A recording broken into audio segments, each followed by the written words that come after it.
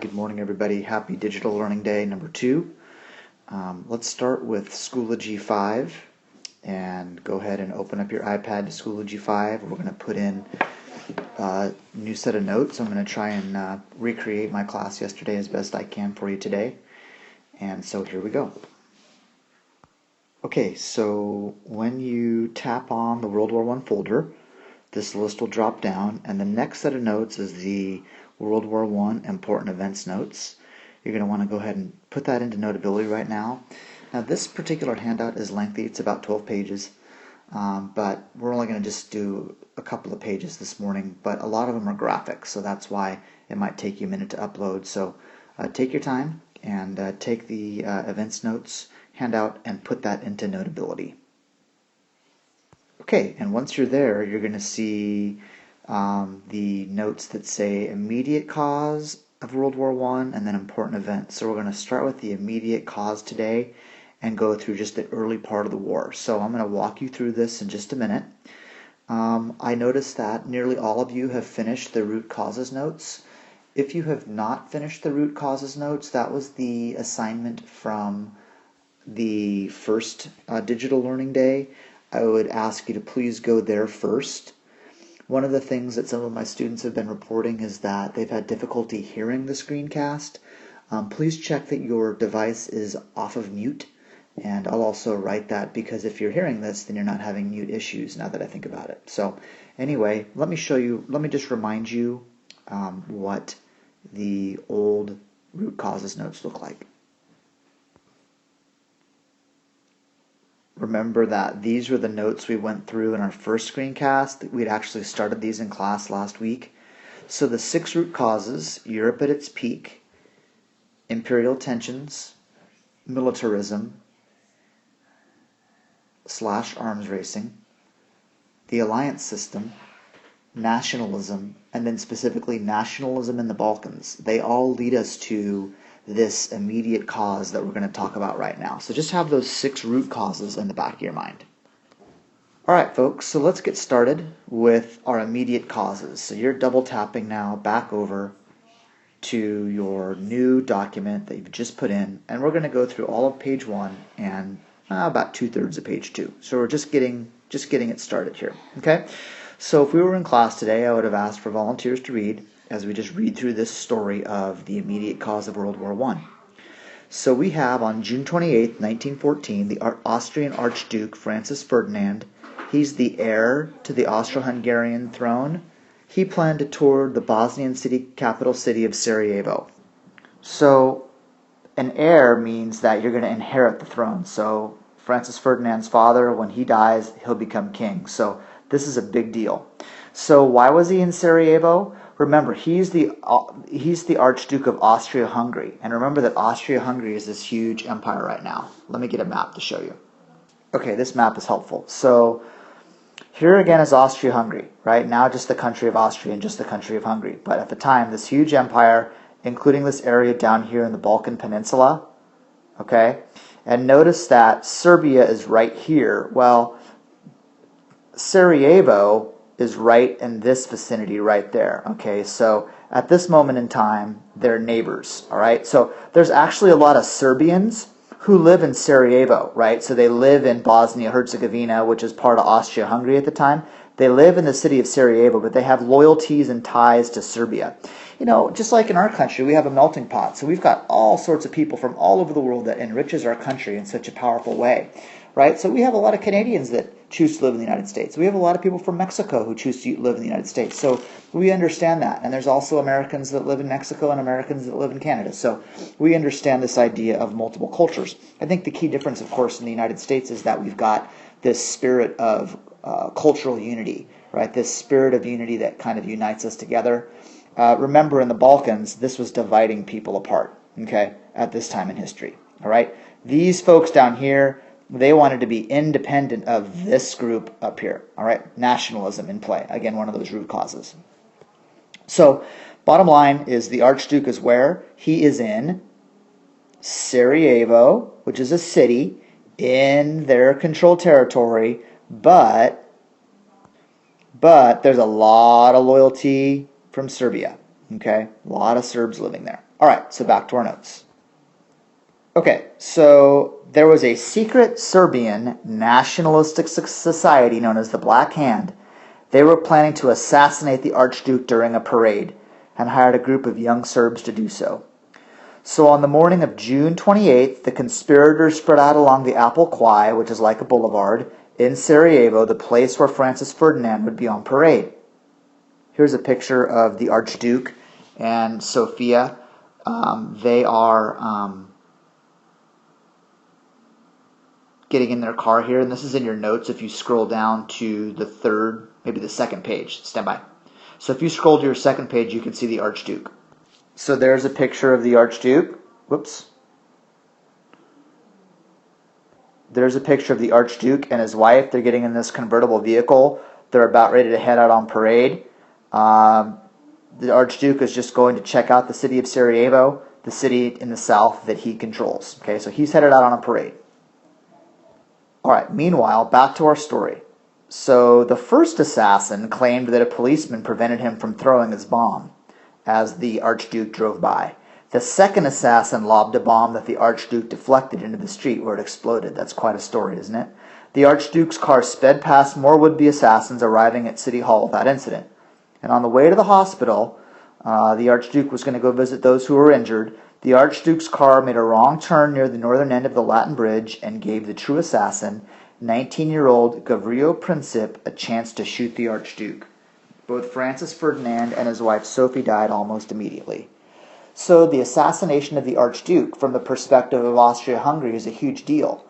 There was Iraq, the country of Iraq, in the early 1990s had a plot to try and assassinate our first president, George H.W. Bush. And when the United States found out about it, that President Bush was already out of power, but his successor, President Bill Clinton, took retaliatory action and did some strategic bombing of Iraq to send the signal that if you try to assassinate our president, we're going to respond, okay? So that's a modern-day example. So you can imagine how, at this time in our history in Europe, Austria-Hungary might respond, okay? So over here, just a few little side notes that I like to do in class with you when I write on the board. So why don't you note these things? The Archduke was visiting a city he controlled, but there were many people who lived there who did not want Austria to control their country. Remember, those were people who were of Serbian descent. Okay, and we looked at the map of showing you where Serbia is in relation. Okay, and down here, kind of a continuation of that theme. Note, there were many Serbians living in Sarajevo. The country of Serbia borders this portion of Austria-Hungary, I meant to put there. All right? And note that the assassination could be considered an act of terrorism, right? And the definition is continued on the next slide. Let me get that up for you. All right, so here's a continuation of that definition right here. Okay, so that the assassination could be considered an act of terrorism, and then I put in colon, violence to achieve political goals, right? Violence to get back at your government, violence to try and take over your government, those kinds of things. Okay? So, of course, as we just talked about, we would imagine that Austria-Hungary would be outraged, and indeed they were. And so Austria-Hungary presents an ultimatum concerning the inquiry into the crime, which had to be answered within 48 hours. Okay, ultimatum, right down here. Okay, so we're going to define ultimatum as take this action or face the consequences, right? We all, I know, face ultimatums in my house. We have a 5-year-old son who often has to respond to an ultimatum, do this or no dessert kind of a thing. So ultimatums are used on a personal level. We experience those as parents and students and children and so forth. But in terms of political science and in terms of government and military, ultimatums generally are very severe. And the consequence is oftentimes some type of military action. So in this case, do this or face the consequences. Here's what Austria told Serbia. Okay, so Serbia had 48 hours to respond to this ultimatum. Now, while Austria was issuing this ultimatum, they had been given a quote-unquote blank check from Germany, guaranteeing its support no matter what happened. So by blank check, what we mean is that, if you had a blank check right now, would you want that? What amount of money would you fill in, right, if you wanted a blank check? So think about that idea. Well, in terms of Austria-Hungary, their blank check was, look, they knew that Germany was going to back them up in the alliance system, right? They were members of an alliance, And so Austria was very confident that it could get aggressive with Serbia. Okay? So here's what Austria says. Some members of the Austrian government decided to make the ultimatum so severe that either Serbia would refuse, prompting war and allowing Austria to increase its size in the Balkans, or Serbia would accept the ultimatum and Austria would take over Serbia without ever fighting. Either way, folks, either way, Austria-Hungary said, we're going to take control of Serbia. So Austria demanded the end of all anti-Austrian activity in Serbia. So if there's any protesting, if there's any political leaders calling out against Austria, that had to stop. Okay, that's within Serbia. And the dismissal of all Serbian officials they did not want in power. Austria also demanded they could send officials to Serbia to make sure they followed the ultimatum. Now, Serbia did not accept the final demand, and after consulting with Germany, Austria-Hungary declared war on Serbia July 28, 1914, 1 month after the assassination. So when you think about the events on this page, up top, it's the assassination. Down below, it's Austria's initial response. Now here in this section, recount in your own words the scenario that leads to 1, the assassination. Why did it happen? 2, how did the assassination lead to war? Try to be a little bit more specific. These events can kind of be confusing. I throw out Sarajevo, I throw out Serbia in terms of different places and names. Just try and keep those straight. And take your time now and write a good summary. And put your summary right here. All right, folks, this is the top of page 2.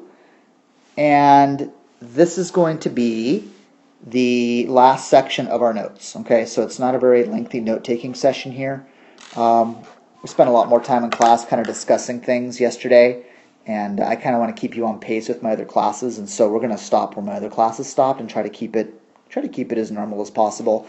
It'll end up seeming and feeling a little bit shorter for you, which, you know, for a digital learning day, I guess that's not too bad. So, next page, all right? So at the very top, indeed, the alliance system will lead to war, and in fact, you can note right here that after the assassination, Europe quickly goes to war, okay? And this information here kind of explains that, okay? So because of the system of alliances in 1914 in Europe, within 1 month, okay? So I put month there. That should actually read 1 month, folks. That's a screenshot, so I can't change it now. But would you put 1 month of Austria's declaration? All of Europe plunged into war. So on July 30th, Russia mobilized its armies, moving Russian troops toward the German and Austrian borders. Germany took this as an act of war and issued 2 ultimatums of its own. One to Russia, demanding demobilization, and one to France, demanding its, please write, neutrality. So it says neutral there. Would you put neutrality, which would be adding an ITY at the end there, okay? Neutrality. Let's take a look at the map. This map is in your notes that you just uploaded. So I think if I recall, maybe it's the 4th or so page. You'll scroll down and see the map. So here we've got Russia, right? They start to mobilize troops. And they start to send troops toward the west, right? Toward where there's potential problems along the German and Austro-Hungarian borders, right? At the same time, so Germany is concerned about that. Notice right away, even though the assassination was against Austria-Hungary, Germany is majorly involved right away, okay? So Germany is issuing 2 ultimatums. First to Russia to back off, demobilize, move troops back away. And the other is to France. And Germany tells France, stay neutral. Basically, stay out of the situation, okay? Now, both of those countries essentially refused the German ultimatum. Let's go back to the notes. All right, so we have, back to our notes, Germany demanding that France maintain its neutrality. We know that Russia will refuse and France will choose to honor its alliance with Russia. Therefore, Germany chose to declare war on Russia on August 1, 1914, and France on August 3rd, 1914. Germany then said, okay, if we're going to go to war, we're going to attack France quickly, because remember that Germany is in between France and Russia, so it's got a concern about a two-front war. Okay, so France chooses to attack Germany not by attacking across the border, but by going around the border through Belgium, which was a neutral country. And so when Germany attacks through Belgium, as opposed to through the rugged terrain of the France-German border, Germany knew that when they invaded Belgium, a neutral country, that Great Britain might be pulled into the war. And so Great Britain chooses to honor its alliance in the Triple Entente and declared war on Germany August 4th, 1914. So looking at the map, we see the German strategy. Instead of attacking here, which was more mountainous and more difficult, Germany chose to go around and through Belgium, okay, to try and get access to Paris more quickly because this territory was flat. Remember, Benelux, Belgium is part of the Low Country, so the flat coastal plains of Belgium. Notice on your map key, on your notes, that the pink is neutral countries, and so Belgium was essentially attacked as a attack point, and that's going to draw Great Britain into the war. So we're going to see the United Kingdom, or Great Britain, France, Russia, and actually Italy. We'll see that in our notes in a minute. Italy will join these alliances. They'll switch, okay? And then Germany, Austria-Hungary, and the Ottoman Empire are going to be the new opponents. So I just want you to note that your alliances are going to switch, and you'll see that in your notes right now. So for critical thinking, right here, I'd like you to respond to this question. How did some of the root causes of World War I speed up the start of the war? Okay, that's a little typo there. I wanted that to say of the war. Okay, so critical thinking. How did some of the root causes of World War I, how did militarism, or how did alliances, or how did nationalism help speed things up quickly? How about the idea of Europe at its peak, right? The mindset of, we're ready to go to war for national glory. How did some of those things, and write your answer here, help speed up this process of Europe going to war quickly? All right? So answer that question now before we continue. You might want to pause for a minute and answer that question, and then we'll continue. Okay, so to conclude our notes today, just a quick note, please put this in. Note, alliances slightly change after the war starts. The names change as well. So the Triple Alliance becomes the Central Powers. Okay, Germany, Austria-Hungary, and the Ottoman Empire. And the Ottoman Empire today is modern-day Turkey. But at the time of the Ottoman Empire was more than just modern Turkey. It also included a lot of the modern Middle East. So the Ottoman Empire controlled countries like Iraq, Lebanon, Syria, Israel, Jordan, and even at one point Saudi Arabia. Okay, so all those countries, part of the Arabian Peninsula today, that was all at one time the Ottoman Empire. At any rate, so by the way, the Ottoman Empire will get defeated in World War I, and it will end at the end of World War I. Okay, so the Triple Alliance, Germany, Austria-Hungary, and Ottoman Empire become the major countries in the Central Powers. So they're now the Central Powers. So they were the Triple Alliance, now they're the Central Powers, and they were called this because of their central location in Europe. Note that Italy did not join the Central Powers. Italy was frustrated with Austria-Hungary. Italy was hoping to claim more territory. If they won, Austria-Hungary said they weren't going to be eligible to get that territory, so they're eventually going to switch and join the Allies. And then the Triple Entente becomes the Allied powers. And so the Allied powers would include Great Britain, France, Russia, and, by 1917, the United States. Eventually, Italy and Japan would join the Allied powers. It's really interesting. Both Italy and Japan, they're going to fight against the United States in World War II. Japan, remember, is going to bomb Pearl Harbor at the start of World War II. Remember, the United States is going to end World War II by using 2 atomic bombs against Japan. Yet Japan today is probably our second closest ally or friend to the United States, only second to Great Britain or the United Kingdom, right? So here it is interesting that 2 of the major wars the United States has fought, the Revolutionary War against Great Britain and then World War II against Japan, today, they're 2 of our closest allies in the world, which is, I think, a powerful, powerful statement. Okay, folks, well, this is where we left off with my other classes. So I'm going to show you some other things now that we did in class and have you work on those as well. So you're going to submit your notes to Schoology, and I'll figure out where those go, okay? So you're going to submit your notes to Schoology. Stand by, let me think about this for a second. We're going to call this job DLD-1. DLD stands for Digital Learning Day. So your 2 pages of notes here with your responses is going to be job number DLD-1, Digital Learning Day-1. And I'm also going to set up job number DLD, Digital Learning Day-2. And that's going to help cover the other part of class yesterday, which was some current news items. So I'm going to set that up real quick, and then I'm going to explain it here and get this wrapped up. Stand by. So just kind of setting you up here with what's going on. So this is the upcoming slider box in Schoology 5. So reminder, Europe Geography homework was due today. If that's something you're still working on today, you can get that done. This is the DLD1. This is where you're going to put your important events notes.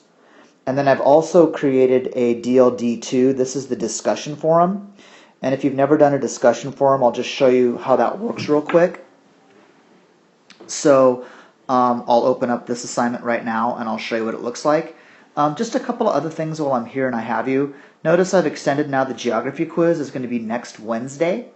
Okay, next Wednesday. So I've already pushed that back. The reading in the World History iBook, keep doing that. I've got 29.3 for Friday, but just kind of use your judgment here as to you plugging away at the reading, okay? You're going to need to read chapter 29 in its entirety. So if you're still working on some earlier sections, great, but I'm just kind of giving you that as a guide. So really your focus is right here. The geography should have been done already technically, right? Because we're having class today, and that was introduced to you last week, so make sure you get that submitted. And then the notes we worked on today, that was the assassination of the Archduke and the immediate cause of World War I notes. Those can go here to DLD-1, Digital Learning Day-1. And then you can go ahead and do the discussion forum. So I'm going to show you what that looks like. Stand by. Okay, so when you click on the DLD-2 discussion forum, you've got 2 tabs. You've got the info tab that explains the assignment, and then you've got the discussion tab. That's where you'll do your post. So what I've got are the instructions here, and then if you click on attachments, the 2 attachments show as well. So yesterday at the start of class, we spent a pretty decent amount of time talking about current news, and so we watched these 2 video clips. We didn't watch them in their entirety, so basically we watched like the first 2 major stories on each one. If you wanted to watch the whole thing, you certainly could, but basically we watched about North Korea and the nuclear threat in North Korea. We watched about the Trump transition, President-elect Trump transition, and the confirmation process for cabinet appointees. Then in the other one, we watched about pollution issues in China, and then we watched a story about Russian President Vladimir Putin. So those were the 4 major things we watched. Again, you're welcome to watch the whole thing, but it's basically the first segments of both of these videos. So what I want you to do is as you're watching the video, take some notes, maybe on paper, on the following things, okay? So I want you to do 2A is 4 things you learned from the video. Give a good amount of detail. Don't just do 1 or 2 words, but give us some information. You don't have to do a ton, but put forth a little bit of effort. What are your thoughts or reaction to something that you learned from the news? Okay, so pick one of the 4 major stories we talked about here. And then letter C, how does some of the information in the news clips relate to things we've been talking about regarding the root causes and immediate cause of World War I? So as you're watching these stories, especially about North Korea and about Russia, what are some of the things that you hear that's going on that relate back to some of the ideas, concepts, terms from the root causes notes, okay? And there's no one correct answer there, but just think about those root causes, right? And go from there.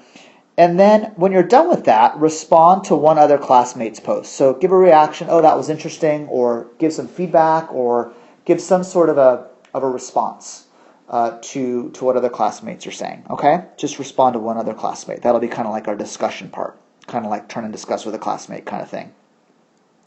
And then letter E, real quick, discussion expectations. Communicate with classmates respectfully and appropriately as if you were sitting in the classroom with the teacher present. I'll be watching and monitoring, and so I expect that we have this discussion forum as an educational tool, and it's not to be used inappropriately, okay? So the info tab tells you about what to do, and it gives you the 2 video clip links. Then when you actually want to go and do your post, again, you might want to write these things down first on a piece of paper or type them up, and then you can come over to the discussion tab. So you push on the discussion tab. And then you see the plus sign up here. So you click the plus sign, and then a box is going to open up, and I'll show what that looks like right now. So then you simply start typing. Start typing here. And as soon as you start typing, the green check mark is going to illuminate. So whatever you put here is what's going to go here. Okay? So type in your response to your ABCD, or ABC, I think. Yeah, maybe it's ABCD. Anyway, type in your response, and then click the check mark, and then your discussion will post. And after the first person posts, you'll be able to go back and look and read, and then you can click on somebody's post and you can reply to it. Again, you only have to reply once. Okay, so the ABC is the assignment that you type here, and then the letter D is the response to another classmate. And once you see people's posts, you'll see a little reply at the bottom of everybody's entry, and then just choose the entry you want to reply to. Just click the reply. It doesn't look like it's a button that'll do anything, but it actually does. Click reply, and it'll work. I'll show you a screenshot from another class. So this is from my government class, but you'll see right down here. So here's what the post looks like, and then at the bottom, it says reply. That's where you click the reply. Okay, folks? So, just to recap for you, we've got geography due today. The DLD-2 is the discussion forum I just discussed. The notes we did today is DLD-1, so 2 different spots. Notice the due date times, 11:59 tonight. So I'd encourage you to get this done sooner rather than later, obviously. But there's your due date times. Trying something different than the 4 o'clock this time, just to see if students need a little bit more time. And please contact me via Schoology messages. That's the place to get a hold of me today. And I'll be checking them throughout the day. So have a great digital learning day. Please contact me with questions. Thanks for your cooperation and flexibility, and have a great day.